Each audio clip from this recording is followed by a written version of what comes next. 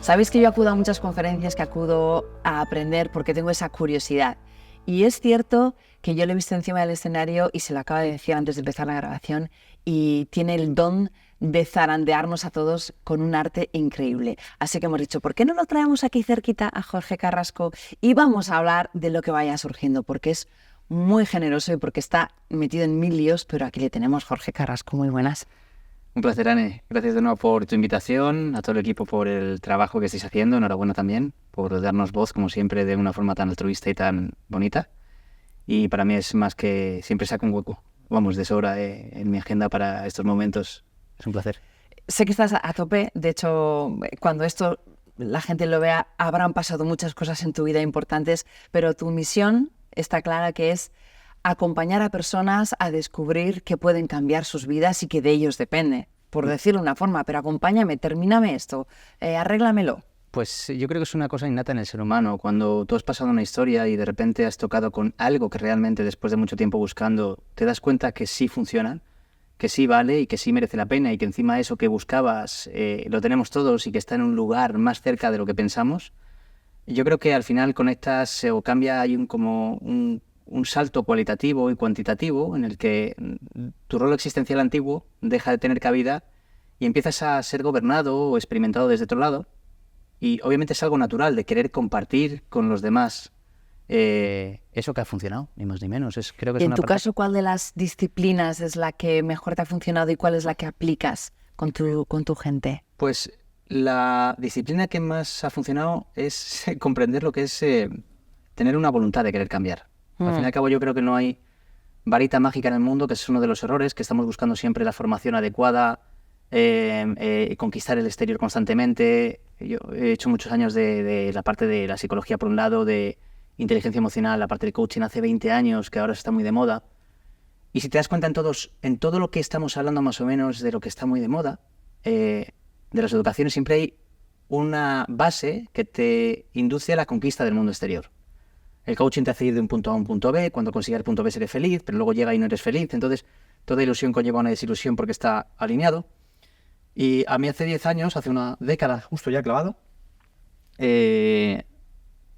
apareció una formación que era más de hacia adentro, ¿no? Es la formación en la que dejas de hacer sofisticado al personaje, sino que vas a desmontar el personaje, que es una educación que va hacia el interior, a través de una obra que se llama Un curso de milagros, pero yo no soy cursillista, es decir, yo no solamente me gusta aferrarme a una cosa, sino ir un poco a satélites, ¿no? A todo lo que tenga una... Vale, pero permíteme que haga un pequeño inciso. Claro. Es que un curso de milagros, estamos hablando de algo sublime, que si te quieres involucrar, tienes para muchos años de auto cuestionarte y de preguntar y de indagar, porque acabas de dar con una cosa potente, sí, ¿eh? Sí, de hecho es un libro, mira que todos creo que tenemos una biblioteca grande en los que nos dedicamos a esto, pero es un libro, como digo, llevo una década con el libro. Hay libros que los lees y los terminas y los dejas ahí. Este lo tengo subrayado tal y llevo una década de estudio, aplicación, integración, reestudio, reaplicación. Te creo. Y todo eso obviamente te das cuenta que ahí ya está la clave, cuando tienes voluntad. Sin voluntad no se puede hacer nada. Ese proceso te lleva, o esa voluntad a través de un elemento te lleva a cambiar una percepción, la percepción.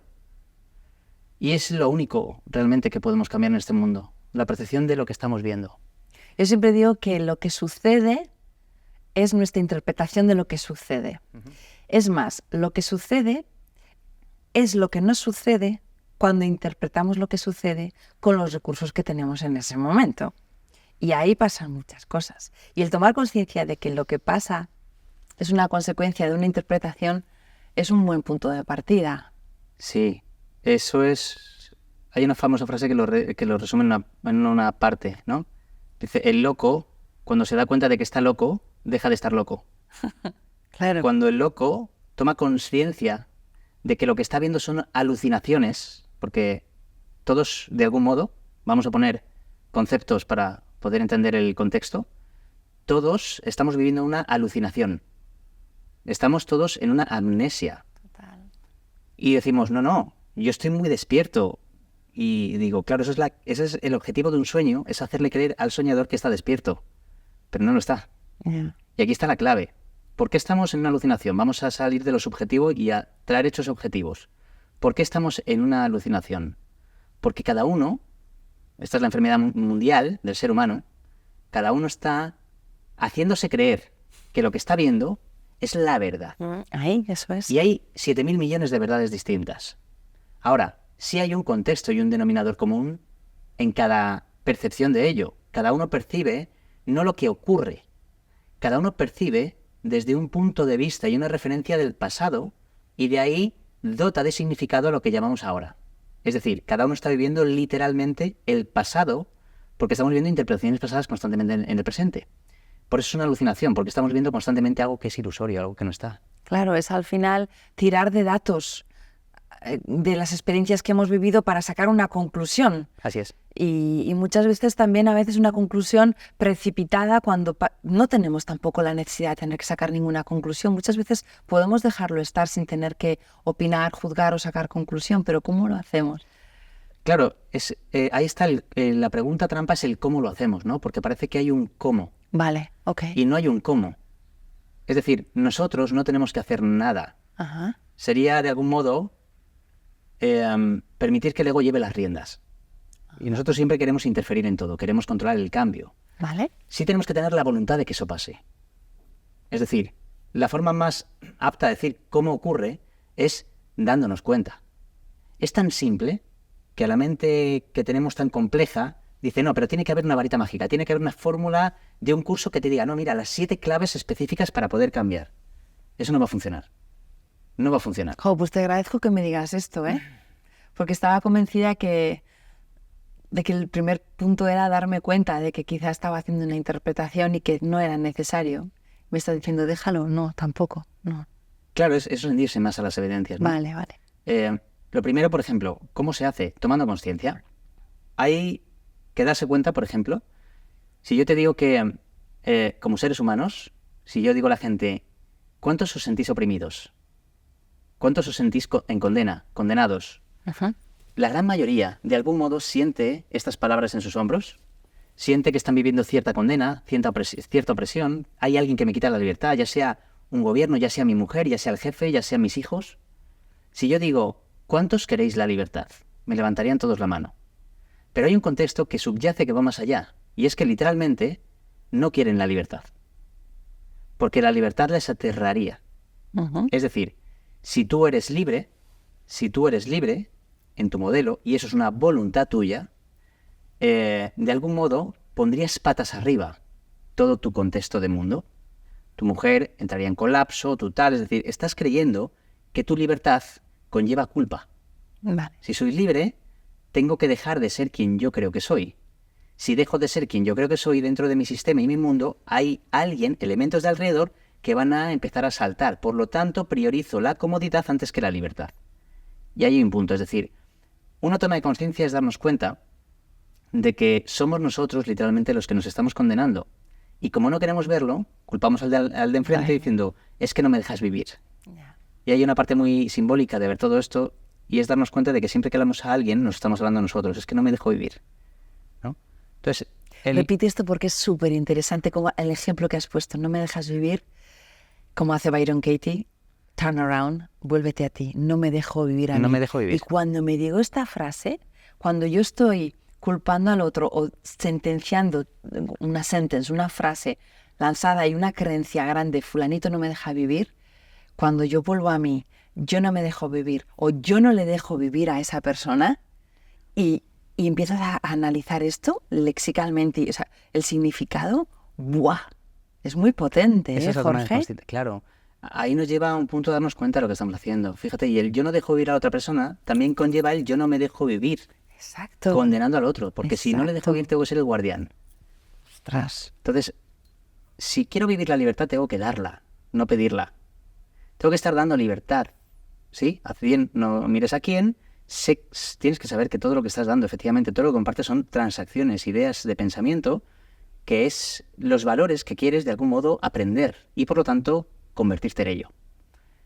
En ese momento nos vamos dando cuenta que el juego al final es un juego de transacciones. Es decir, este mundo, hay una cita del curso Milagros que cita, que dice, ¿prefieres ver las manos de tu hermano, cuando dice tu hermano es los demás, prefieres ver las manos de tu hermano manchadas de sangre en lugar de reconocer que eres tú quien empuña el cuchillo. Eres tú el que te estás llevando o el que estás infligiéndote tu mayor ataque. Y otra parte que dice también es, si te dieses cuenta que el mundo que ves tan solo representa tus propios pensamientos, representa tus propias ideas, si el mundo que ves te dieses cuenta que es el resultado de los pensamientos que de algún modo tú quieres compartir, y por eso aparece esa experiencia, te darías cuenta que la falsa asociación que el ego hace entre dar y perder desaparecería. Siempre estás ganando experiencia. Si tú quieres ganar la experiencia de la injusticia, porque no pares de compartir injusticia, vas, si te identificas con ese concepto limitado, que te han hecho daño, algo del pasado, lo traes aquí, tu rol existencial, que es la piedra angular de nuestra vida, vas a traer esa experiencia. Ahí, para comprenderlo de una forma, la vida no nos da, y esto es un hecho literal, y es observable, la vida no te da lo que quieres, jamás. Te da lo que crees ser, siempre. No te da lo que quieres. Por favor, dame libertad. ¿Qué estoy diciendo con todo este gesto? La vida no me puede dar libertad porque en realidad mi voluntad es identificarme con aquel limitado que está condenado. Entonces la vida no puede por menos que traerme experiencias que estén afín a la voluntad que yo tengo de querer seguir viéndome así. Por favor, explica esto mejor porque me parece súper interesante el hecho de que nos va a llegar aquello con lo que nos asociamos y donde pongamos la atención, pero igual no lo he interpretado bien. Entonces, desarrollame un poco porque me interesa mucho esto. Entremos en desarrollo. Vale. Todos venimos a este mundo a través de dos cuerpos, ¿verdad? Bueno, a través de un cuerpo, ¿sí? Desde la fusión o la unión de dos. Imagínate, como decía Jung, todos está el arquetipo del self, ¿no? Es el arquetipo del todo, de la conciencia unida. Y de algún modo, cuando entramos en este proceso de mundo, en este mundo, entablamos dos procesos, que es el proceso de individuación inconsciente y luego el proceso de individuación consciente. Son dos etapas bien marcadas en la vida. Vale.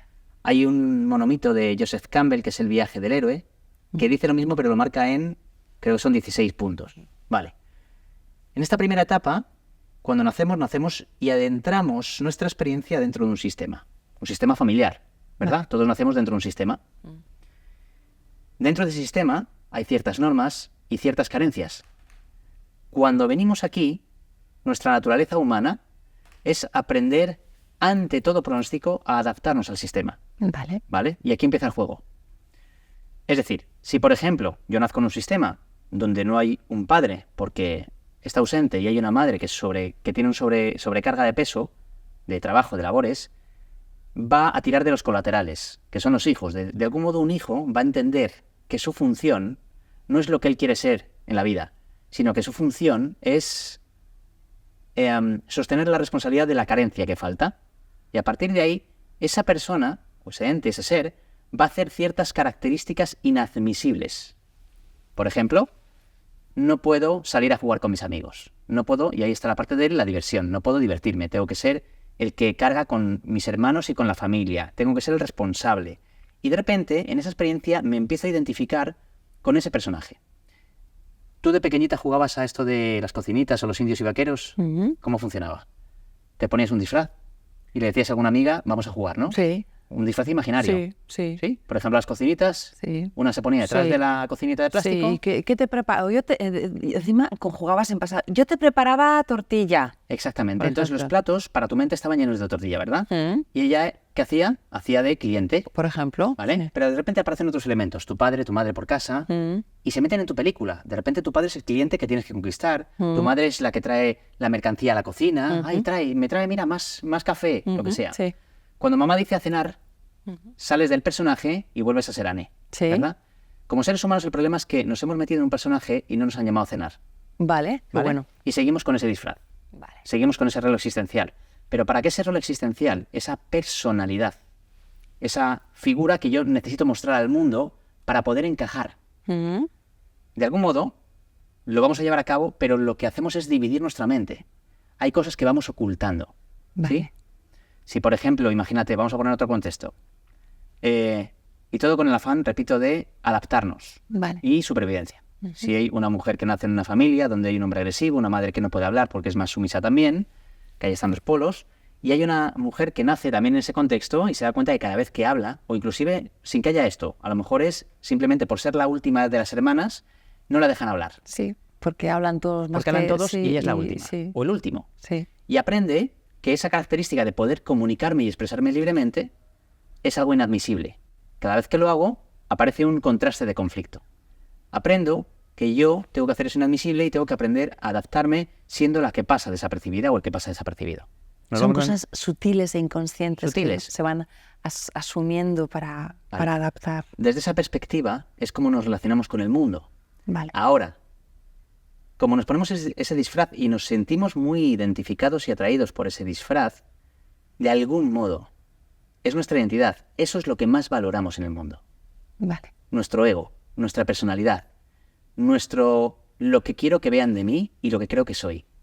Ese concepto del yo es el que va a marcar todas tus experiencias. Por eso, la vida no te da lo que quieres, te da lo que crees que eres. Si esa persona que cree que no tiene capacidad de expresión o el que es muy responsable, de repente crece y es mayor, irá a su trabajo y dirá, es que estoy rodeado de inútiles. Claro. Y no parará de repetir esto, porque al final está siempre, de algún modo, necesitando reafirmar que él es el responsable. Si a ti te dicen, ¿qué niño más bueno? Eres el bueno, y te lo vas creyendo y dices, ¿qué significa ser bueno? Y empiezas a vivir esa experiencia.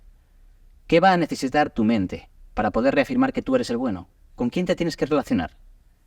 Con los malos. Tienes que tener alguna persona afín que también sea como el bueno, pero lejos.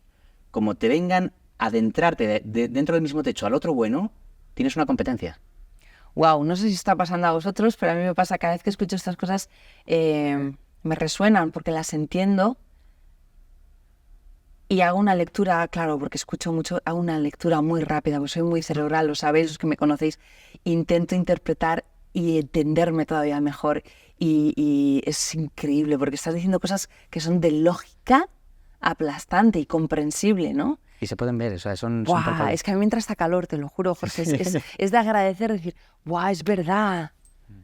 Por eso, puedes darte cuenta de que como seres humanos, el denominador común predominante que todos compartimos es una idea de insuficiencia. Ya, no soy suficiente. ¿Por qué? ¿Pero por qué no somos? ¿Por qué nos vemos desde ahí? Porque hemos negado nuestra totalidad, hemos negado nuestra esencia. Por eso se dice que nuestra enfermedad es pensar, como dice el curso Milagros, tu único problema es que crees que estás separado de Dios. Y si coges el concepto de Dios y lo cambias por el Tao, como dicen los chinos, Sí. o lo cambias por el universo, o el campo, como dicen los físicos cuánticos, o la vida, Sí, la fuente. la fuente, igual, sí. son conceptos que ni siquiera un concepto es todo abarcable. Es decir, esto de lo que estamos hablando es tan todo abarcable que no puedes encorsetarlo en un concepto, y por eso usamos muchas palabras para hablar de algo que se nos escapa. Sí. Pero eso que se nos escapa es de lo que estamos hechos. Y eso de lo que estamos hechos, hemos renunciado a ello para poder adaptarnos a un mundo profundamente enfermo. Como decía Krishnamurti, de eso no es saludable. Ya. Ahora, desde mi concepto dividido, desde mi dualidad, yo tengo una sensación de vacuidad, una sensación de incompleción, una sensación de insuficiencia. Pero la mente, que es muy sabia, se quiere buscar a sí misma. Siempre busca su origen, porque sabe que hay algo que no va bien, aunque tú lo normalices. Yo soy la cocinera. No, tú no eres la cocinera. Tú eres aquella que se piensa como la cocinera. Y está muy bien que juegas a ser la cocinera, pero entiende que tú no eres la marioneta, eres el marionetista. ¿Sí?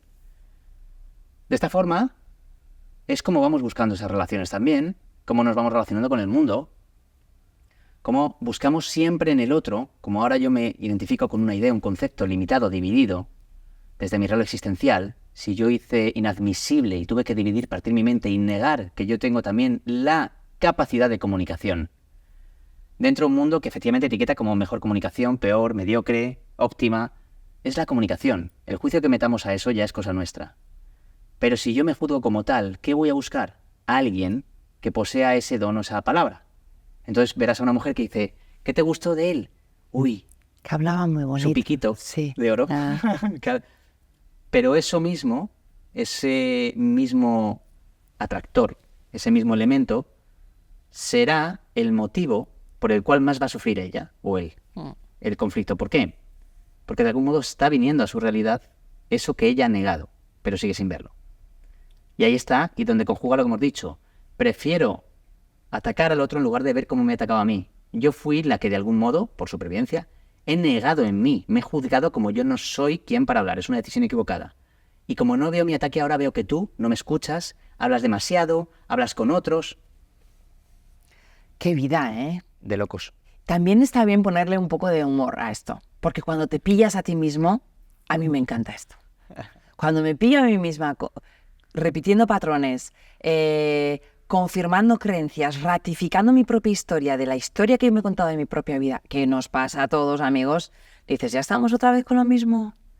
O sea, qué ganas tengo también de entrar en conflicto conmigo misma cuando, pues ya está, lo que es y ya está. Ahí, para mí el punto más bonito, ¿sabes cuál es? Cuando has dicho antes, ¿cómo se hace? Vamos a abrirnos a una idea. Lo primero que... Para mí el humor es como la consecuencia. El humor es como la consecuencia de... Me gusta usar las metáforas simples para darnos cuenta. Cuando tú estás muy asustado, entras en tu casa, imagínate un día por la noche, escuchas un ruido y vas acojonado. ¿Quién estará ahí? Y haces así, de repente te pegan un susto, ves que era tu hijo, quién tal, y de la tensión, y te empiezas a reír. Sí. ¿No? ¿Por qué te ríes? Porque estás liberando la tensión al darte cuenta que el peligro no era real. Por eso es el humor, cuando sale después de esto, o esa parte, es la consecuencia de darte cuenta que el miedo que tenías era irracional.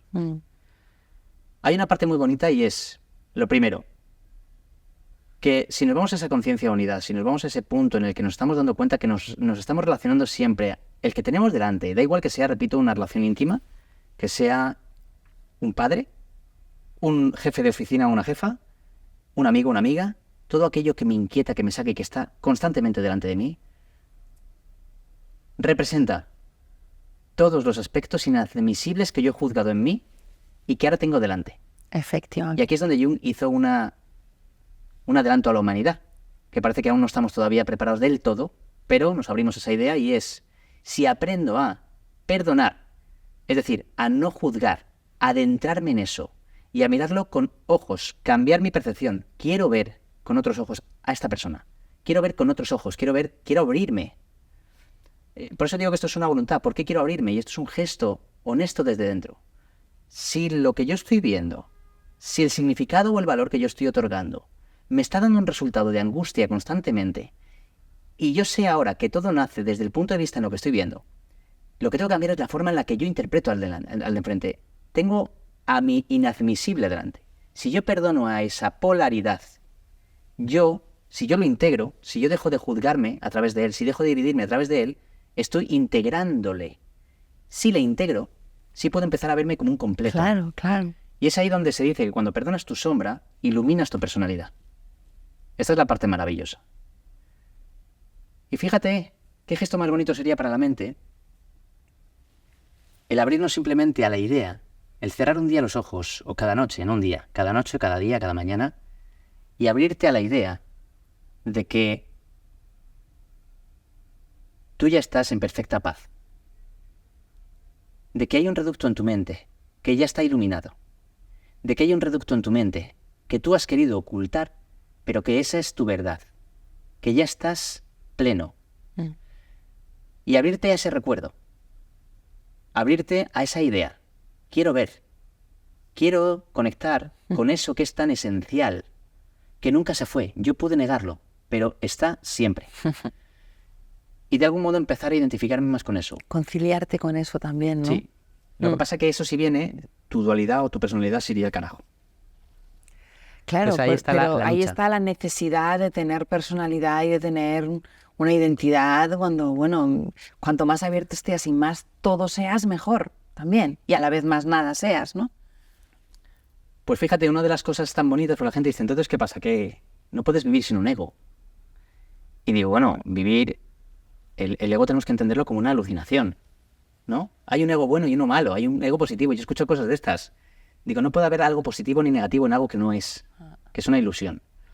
Pero sí es cierto que cuando tú vas disolviendo esas características mentales, cuando vas de algún modo dejando de juzgar eso, vas integrándolo, empiezas a ser un ser mucho menos manipulador y manipulativo.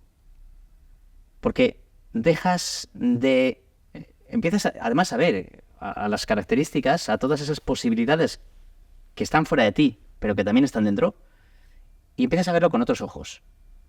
Es decir, el significado que tú le dabas anteriormente desde una idea de injusticia, lo ves desde una conciencia de unidad totalmente distinta. Total. Y desde aquí, en lugar de ver con ojos de juicio, ves con ojos de compasión, con ojos de cariño, con ojos de cercanía, no con ojos de lejanía. Y esto, quieras o no, son las dos únicas posibilidades que tenemos como seres humanos. En todo momento, en este mundo, elegimos ante el infierno o el cielo. La separación o la unidad. No hay más opciones. Y háblame de otra dualidad que también se separa, pero que para mí es lo mismo, y es el amor y el miedo, ¿no? A ti te gusta mucho hablar de esto también.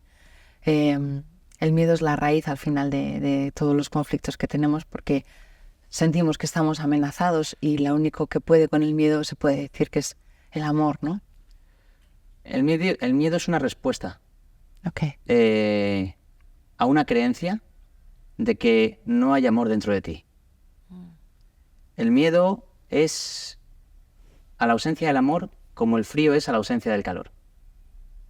El miedo es a la ausencia del amor como la oscuridad es a la ausencia de luz. Es decir, el miedo no es algo real, es un estado de conciencia que tiene la creencia de que hay menos amor. Es como niveles, ¿sí? Cuanto más alejado sientes que estás de esa experiencia, más en desarmonía. Cuando yo hablo de amor o hablo de miedo, no hablo del miedo del mundo o del amor del mundo. Es como hablar de, por ejemplo, el miedo. Cuando hablamos de miedo como seres humanos, asociamos el miedo como el momento en el que viene un tigre y te va a comer. Y tengo miedo, ¿no? Pero no asociamos la ira con el miedo, por ejemplo. La gente no asocia la ira, me cago, esto no lo asocian con tengo miedo. Y es muy fácil de ver que hay como una amenaza. Por eso estoy atacando, por eso quiero debilitar. Hay una experiencia de miedo, una experiencia de separación. Igual que la pereza, igual que la depresión, todo contiene la angustia, todo contiene un estado de conciencia, una percepción que está separado de la vida. Y el amor, por el contrario, esta es la mente dual, el amor es la conciencia de unidad, es una forma, es un estado de conciencia y una forma de ver al mundo y de verte a ti mismo, como decía el doctor E. Hawkins. Es una manera totalmente distinta a la que creemos, pero que de algún modo es nuestra forma innata de vivir. Entonces, si nos damos cuenta, de hecho, estas dos conciencias, que se puede ver perfectamente también muy observables en el mundo, contienen distintas normas, son antagonistas. O sea, cada una te va a contar una cosa totalmente y las dos son congruentes. Esto es lo más importante. No es que digas, es que se vea... No, las dos son súper congruentes. Pero si observas calmadamente y detenidamente te das cuenta de que una de las dos se sostiene en pilares que no son sólidos, que es el miedo. El amor, en cambio, los pilares son de dura roca, no de arena temblorosa. El miedo, por ejemplo, te dice claramente que este mundo es un mundo de competición, es un mundo de conquistas, es un mundo de traiciones, es un mundo que tienes que tener cuidado, es un mundo que tienes que ir a la carrera, es un mundo que tienes que constantemente, no puedes descansar, que cuando tú ganas otro pierde, que cuando tú pierdes el otro es que ha ganado. Todo está reafirmando absolutamente una piedra angular que es una experiencia de dualidad, de diferencias, de individuos distintos y separados. En cambio, la otra parte, que es la conciencia del amor, te diría, esa conciencia de unidad, que al fin y al cabo no hay separación en ninguna mente. En los cuerpos aparentemente sí, pero todas las mentes están unidas. Que todo lo que das siempre es una transacción de pensamientos, y cuando los pensamientos los das, más los reafirmas en tu mente, por lo tanto, más los refuerzas y más los experimentas. Es decir, cuanto más das, tu caudal aumenta.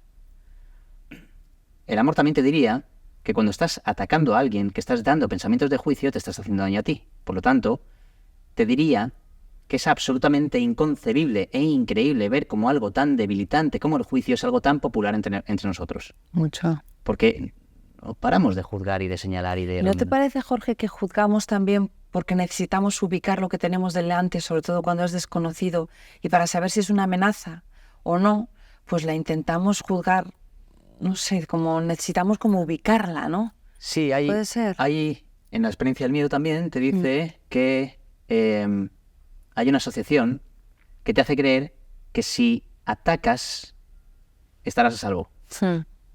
Y la otra parte, de poner las armas, te dirá que la única forma de estar a salvo es soltando toda idea de ataque.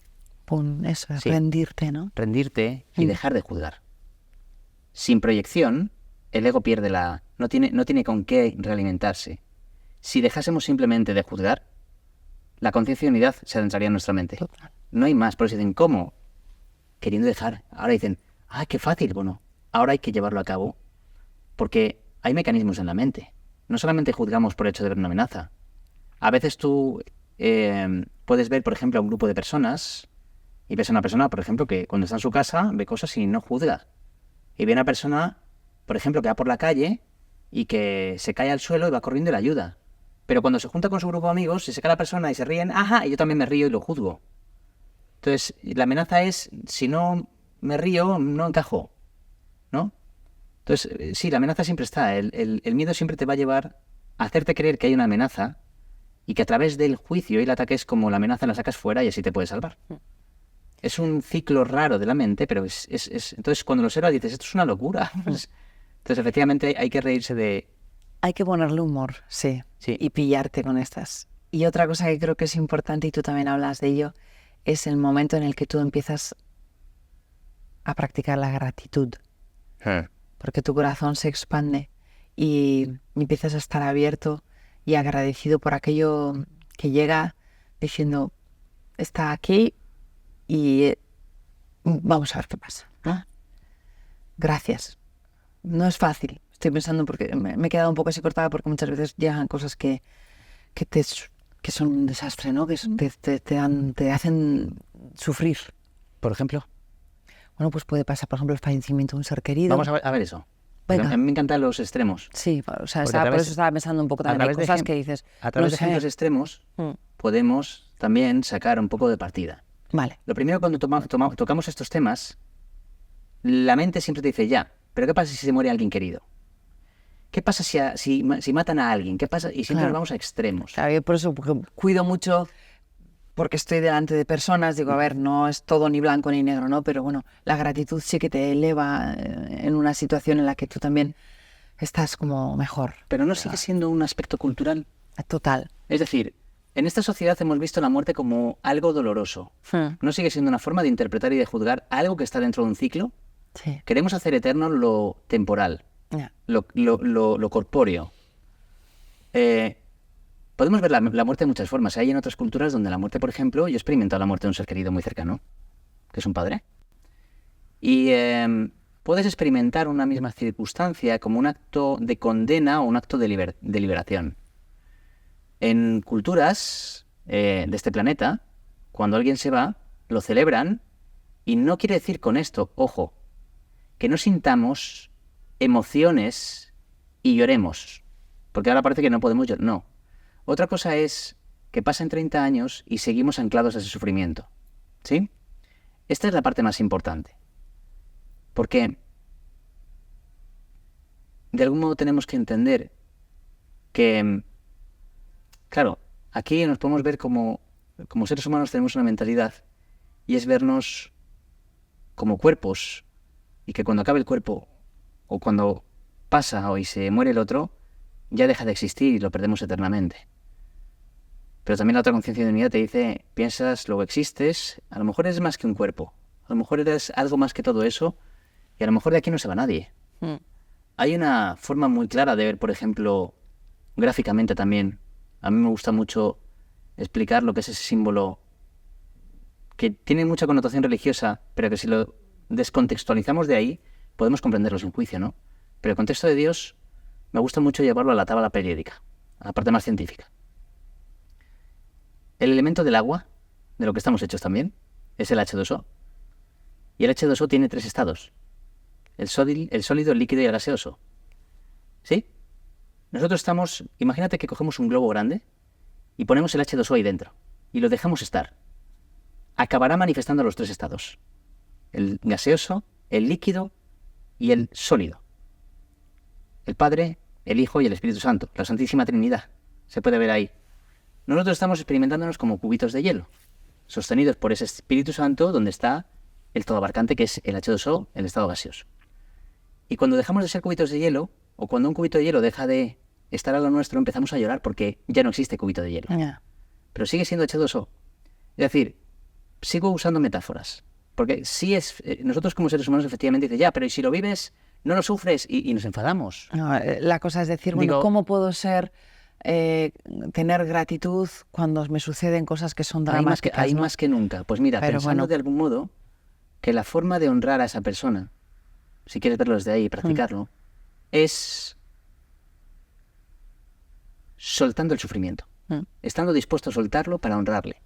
Yo no me imagino a mi padre, por ejemplo, cuando falleció y trascendió, llámalo como quieras, el que de algún modo, si está, el que él sea feliz viéndome a mí sufrir todos los días y llorando por las esquinas. Yeah.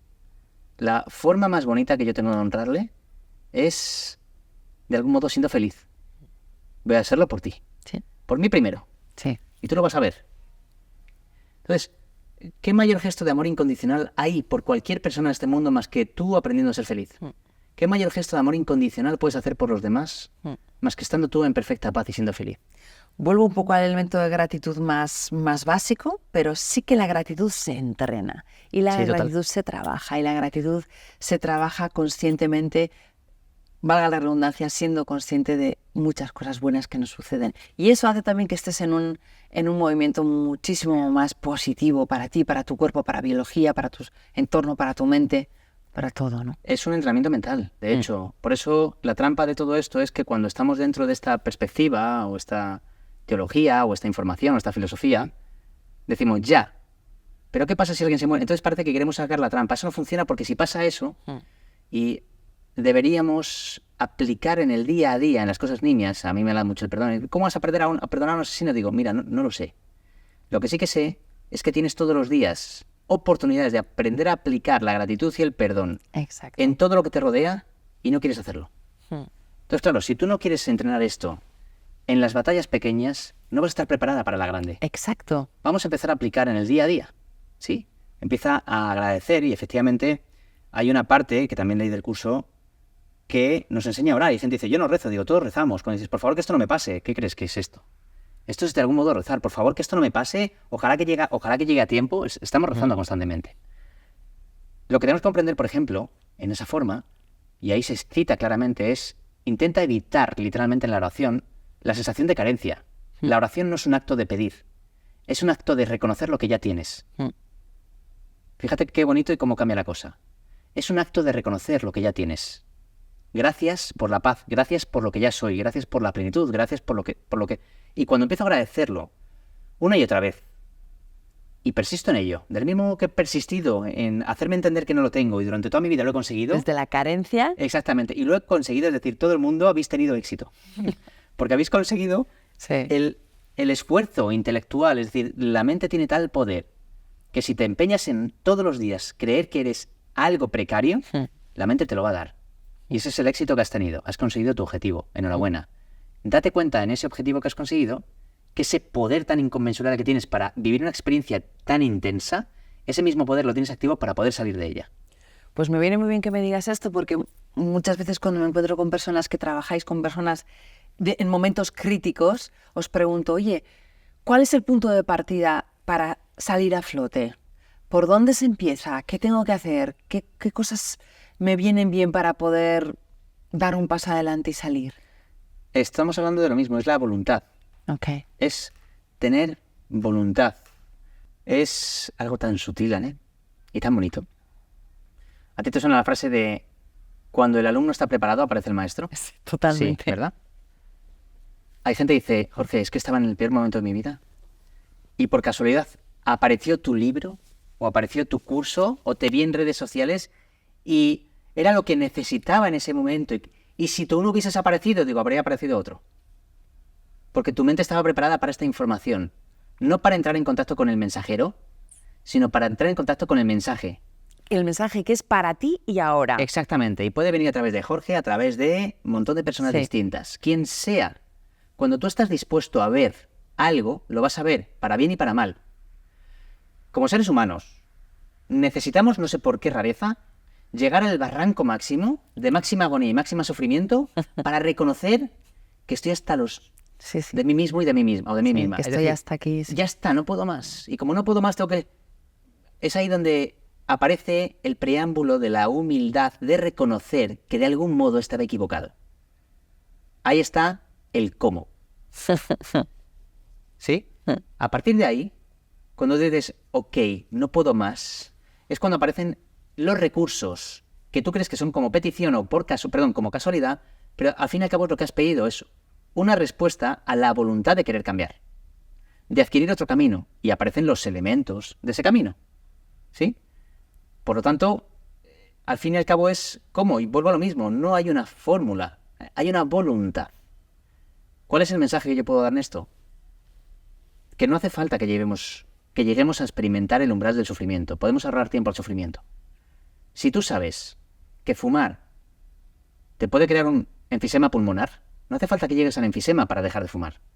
Puedes tomar conciencia y dejarlo. ¿Cómo se deja del tabaco? Teniendo voluntad de dejarlo, ¿no? Ahí también, permíteme que haga referencia también a, para mí, una referencia histórica, no religiosa, pero sí histórica, que me apasiona mucho y me emociona mucho hablando de él, de Jesús histórico. Y él decía algo como: yo no te he salvado, ha sido tu fe en mí. Esa fe que todos tenemos, la fe, y de la gente, yo no tengo fe, todos tenemos fe. Hay gente que tiene la fe puesta en la mierda y hay gente que tiene la fe puesta en la salvación. No. La fe puesta en el conflicto y hay gente que tiene la fe puesta en la paz, en la gratitud. Creo en esto. Todos tenemos la capacidad de creer en lo que nos dé la gana. Ese es nuestro libre albedrío. Por eso, ahí Dios no interfiere, porque te creó libre. Si interfiriese, ya no serías tú libre y Él tampoco sería lo que Él es. ¿No? Sí, además está en manos de cada uno de nosotros el querer, entre comillas, ver las señales, que al final son las interpretaciones que hacemos de lo que llega en ese momento y dices, wow, y empiezan a caer las piezas y caen las fichas y dices, ah, claro, claro. Y por eso, y quiero casi terminar ahora, quiero hacerte una pregunta más personal, Jorge. Claro. Porque me gusta mucho observar las personas que provocan cambios en los demás. Y intuyo que hay, bueno, también habrá un poco de ego, de satisfacción, de decir, va, estoy cumpliendo mi cometido, ¿no? ¿Cuál es el denominador común de todos los que estamos ahí cuando estamos escuchándote, de todos los que somos curiosos, de todos los que nos hacemos preguntas, los que nos cuestionamos? Para mí es una necesidad de ser amados y también es una necesidad de amar. Y esa es como mi conclusión en 4 palabras, ¿no? Pero tú que estás mucho atendiendo, acompañando, impartiendo formaciones, acompañando incluso en empresas, dando conferencias importantes, ¿cuál es el denominador común de todos los que estamos aquí preguntándonos cosas? Pues Ana, yo creo que esa necesidad de amar y ser amados lo tenemos desde eones, es decir, de siempre. Pero es verdad que ahora, curiosamente, parece que estamos como más necesitados que nunca de un tipo de información que siempre ha estado, pero que hemos pasado desapercibido. También es verdad, qué buena. Y digo, ¿no será de algún modo que la era de la queja, del victimismo y del egoísmo está llegando a su fin? Que de algún modo nos estamos dando cuenta, como seres humanos, en este punto apoteósico de la humanidad, donde todo converge, donde parece que hay más conflictos que nunca, pero más ganas de aprender y de incluir, donde cuanto más luz, más sombra. No puede ser, a lo mejor, que como seres humanos estemos empezando a darnos cuenta de algo.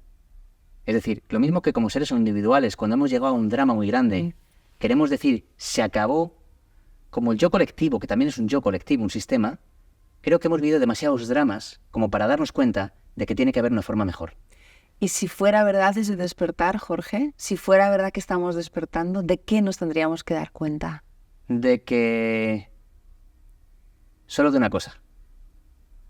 Para mí, una frase cambia el mundo. Y es darte cuenta de que todo lo que das, siempre, sin regateos, sin fallos, todo lo que das es a ti mismo el que se lo das. Si nos diésemos cuenta profundamente, y quiero hacer énfasis en eso porque ya se dijo, amaos los unos a los otros, esta frase no se ha terminado de comprender, ha pasado desapercibido y lo comprenderemos. Todo lo que das es a ti mismo al que te lo das siempre. Es simplemente por inteligencia. Cuanto más acompaño, cuanto más ayudo, cuanto más sirvo, cuanto más brindo a los demás, más me estoy dando a mí, más estoy nutriéndome.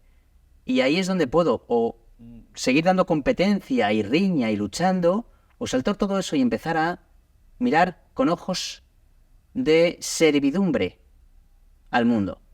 Y cuando digo servidumbre es de querer dar algo al mundo. Yo te lo juro, Anne, que no creo que una persona que voluntariamente, con una voluntad aférrima de querer ayudar a los demás, no creo que haya una persona que ayude a los demás de corazón y que pueda ser pobre. No puede ser. Una persona que ayuda a los demás de corazón, al final, siempre va a ganar una experiencia de abundancia. Comprendiendo esto, si quieres ser egoísta, sélo inteligentemente. Ayuda de corazón para tú ganar. Yo creo que al final esto nos llevaría a un concepto en el que, comprendiendo esta frase, no haría falta ni leyes. Fíjate, integrándola profundamente. Porque sería absurdo para la mente querer hacer daño o quitar algo a alguien sabiendo que eso no es... que eso debilita.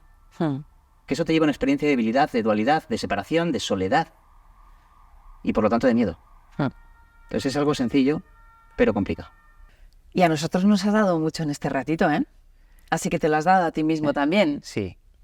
No te quepa duda que simplemente a veces una de las cosas que más me ha sorprendido en la vida es permitirme espacios, pero muy honestos, porque es una máxima honestidad, en los que voy a practicar el dar lo que sea sin moneda de cambio. Y es una emoción, una experiencia, un centro desde donde nacen las cosas. Y te prometo, Anne, que siempre que me voy, digo, de algún modo, esto me va a traer una experiencia plena. Ya solamente la experiencia de salir satisfecho, desde ahí sigo creando experiencia. Esto llevo a mi casa y todo eso obviamente se comparte dentro de casa. Mañana voy a un evento y eso se comparte en el evento. Por eso, la persona que no da es la persona que cree no tener y desde ahí no puede ser feliz. La persona que da es aquella que se identifica con que tiene. Por lo tanto puede dar. Y cuanto más da, más te identificas con el dador. Al final es una forma de seguir reforzando qué es lo que quieres ser a través de los elementos. Puede ser o Ren del ego o anfitrión de Dios. Puede ser una idea limitada o una idea ilimitada. Todo esto sí depende de nosotros. ¿Qué nos queremos enseñar en cada situación? ¿Qué quiero enseñarme a través de la situación que tengo por delante? Porque eso que me enseñe es aquello que aprenderé. Y eso que aprenda será aquello con lo que me identificaré. Aquello que enseño es aquello que me enseña. Y por lo tanto, aquello que soy. Lo que soy, mi propio maestro. Eso es. También he interpretado yo por ahí, que aquí tengo un súper orador. Gracias, Jorge. Es una gozada escucharte, además con puntos de vista distintos, cuestionando cosas. Te voy a disfrutar encima del escenario, te voy a disfrutar a través de tus libros y, si me permites, también con esta charla que todos espero hayáis disfrutado. Jorge, Un placer. Muchas gracias. Un honor.